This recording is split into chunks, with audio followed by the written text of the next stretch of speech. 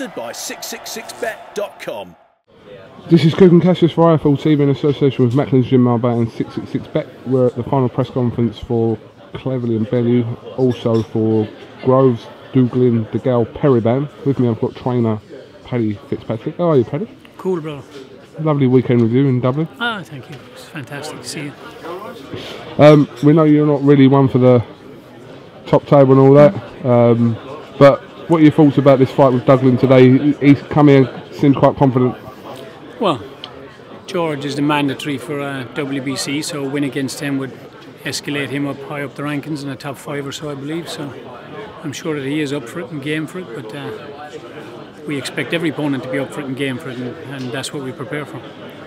Speaking to Mr. DOUGLIN earlier on, he believes he's being massively overlooked for this fight by George and everyone else here.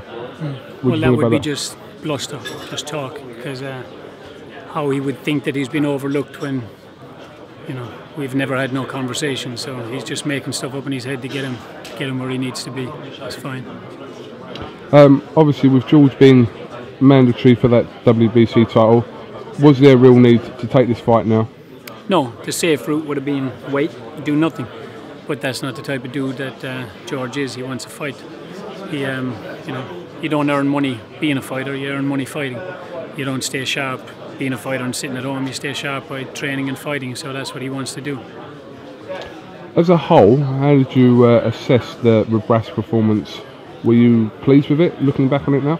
I was very, very pleased with it. Don't forget, he had the weight of the world on his shoulders. We can't obviously overlook the fact that he was coming off 2 losses in very high-profile fights, and it doesn't matter how confident an individual you are, you realise you're coming off 2 losses, and if he had lost that Rebras fight, chances are that the team would have been split by then. You know, there would have been another guy on board training him. There would have been a whole fresh start for him. There would have been a lot of things change that we discussed before the camp between me and him. It's like, you know, if you lose this one, we won't be allowed to stay together, you know, because people will be saying, what are you doing with that Irish mug? So there was a lot of pressure on him, and he handled it excellently, and I thought he performed excellent as well. Yeah. Are we likely to see, you saying that was obviously his first fight after them losses, this week Saturday, are we likely to see a bit more of the real George Groves? As far as the real George Groves, I think he always gives everything that he has. No one can ever say they've seen a fight that's been boring or not entertaining that George has been involved in, but I do think that he is growing as a fighter. You know, we've been working on different things over the last 14 months. I think the last 3 fights he's had, there's been different styles. The first Carl fight was a very aggressive style. The second one was a boxing match. And then the Rebrasi was a pressure with high output of punches. So he's shown 3 different styles. He is a lot more relaxed mentally now because he's back in the win column. He's won the European title belt. And I believe that will bring out a hell of a lot more. And if camp is anything to go by, I think you'll see the best performance yet out of him. Obviously, James DeGALE, who's also fighting on the bill, was also on the top table today with Marco Antonio Periban. I mean, it's a likely fight at some point, isn't it, next year, possibly? You know what? All of those guys fighting each other is likely. People, it's nice that I said to George, you don't have a world title, but everyone seems to want to fight you, so you're in a good position. You know, there's a lot of talent. Callum Smith is a talent. DeGALE is a talent. Carl Froch, he could still be hovering around there next summer. There's a lot of big fights to be made in Britain, and so long as James wins and George wins, of course, those fights are more likely to happen, yeah.